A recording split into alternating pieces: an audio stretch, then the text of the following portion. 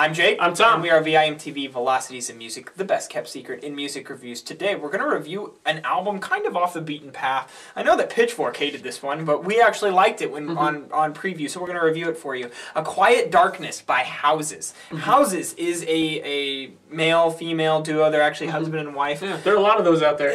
Probably more male-female duos than rock bands anymore. That's just the new format. It's sadly true. Rock is dead. I don't know if you know this. You should get a sex change and let's start a band. Let's do it. All right. I'm all in. I'm even wearing a Coldplay shirt.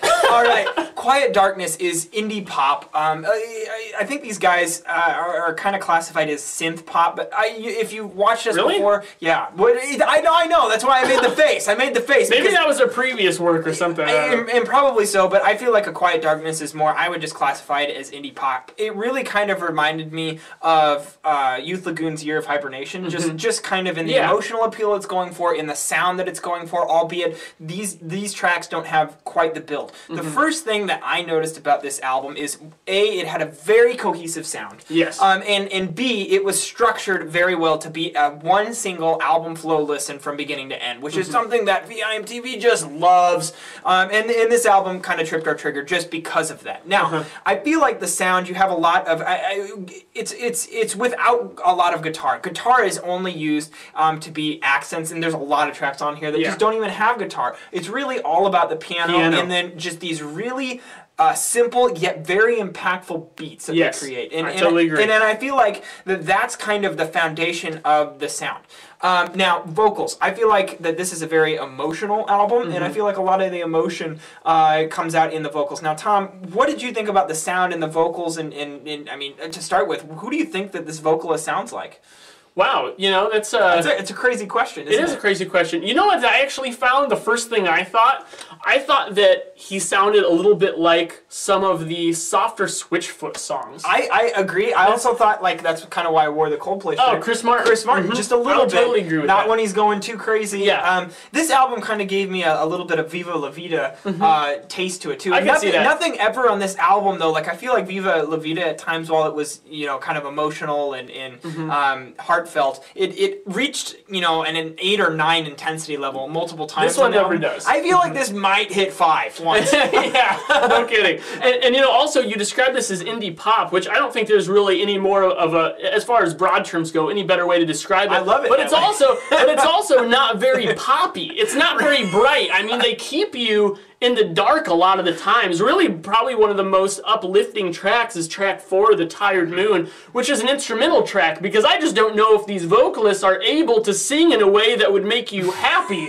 I mean, it makes me happy to listen to, but I mean that in a way that they provide a very somber, kind of downtrodden and emotional mood, and it really works with the sounds. One thing that I read about this album is that the couple moved across the country and they recorded a bunch of found sounds in these old abandoned houses, so fitting their namesake, and then they incorporated them into the beats and the atmosphere of this record, which I think is a really cool idea, because it just captures that energy. And then, you know, I'm sure from their standpoint, being there in those houses, feeling the energy on them, kind of taking that with them when they're incorporating the sounds into the recordings, probably influenced the songwriting and the performances a lot as well. But what's funny is, while I found these songs to be gorgeously written in terms of melody, just the entire soundscape, the beats, as you mentioned, those pianos, I think that first off, a lot of them use the same kind of tricks to evoke that emotion, not only in the production and the arrangements, but also just in the chord structures, a lot of the chord movements,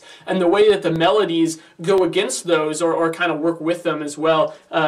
It's kind of similar throughout, but then also I felt like the performances were still very lethargic. You know, like you said, they never really get above 5 on the dynamic scale. It almost kind of reminded me of Low at some points. Oh, I totally agree. And you know, it would have been kind of out of place if this guy was just belting it, you know.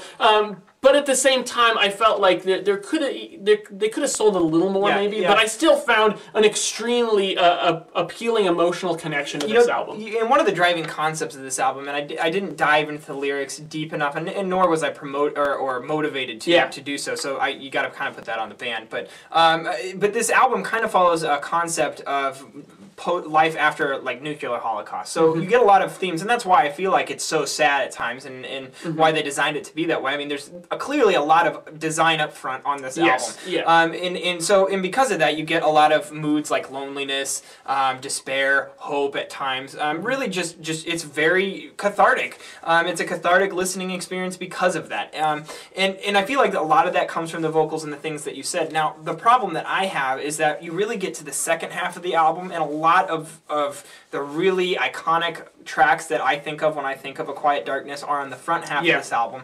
The back half sports two different, I think, if not entirely instrumental, mostly instrumental tracks in Smoke Signals and The Bloom. And I feel like it just doesn't have the energy that the front half did, nor any of the quite as catchy melodies. And it drags a little bit because of it. This is actually, it's not a hugely long album, but it's a decently long album for what it is. Right.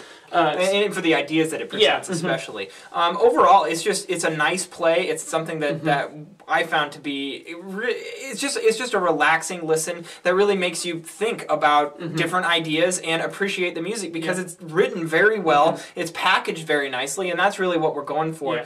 And A Quiet Darkness pretty much delivers on a lot of our fronts, but never really blows us away. Yeah, it's one of those things, and I'm going to feel like you saying this because this is something you say all the time, but it's that issue of warrant. We talk about on this show a lot with just if you're trying to evoke emotion in a song, the listener has to feel like they know why. And when I listen to this album, I'd compare this in the mood that it's trying to achieve. I'd kind of compare it to Lost in the Trees, A Church That Fits Our Needs, which we both loved from last year.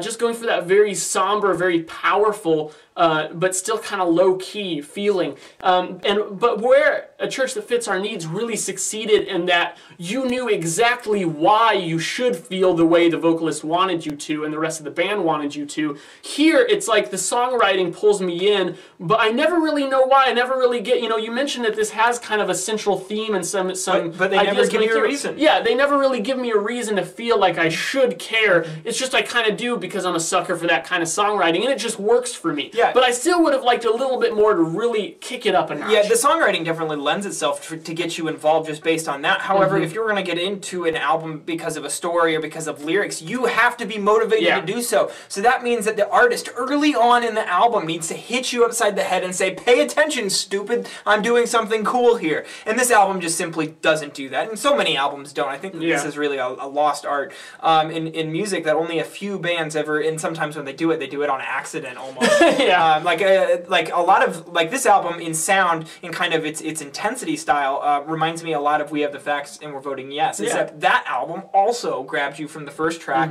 and you were sucked in you were sucked into the lyrics and the music from the first track on. Where this, you get sucked into the music a little bit, and that wanes as the album progresses, and you're never really fully behind the lyrics. At least not after 5 or 6 listens for me. I'm not there yet. Now, I like this. I'm definitely going to come back to it. A few flaws that keep it out of like the mid to upper 80s for me. I still think this is a very good album, though. I'm going to go 80. I'm with you. 80. All right. This is a solid album. Probably one I'm guessing most of you guys haven't heard of. So if you would do us a favor and go listen to Houses, A Quiet Darkness and tell us what you think, because I think that a lot of you guys, just based on the albums we review and the feedback you've given us, will probably like this album.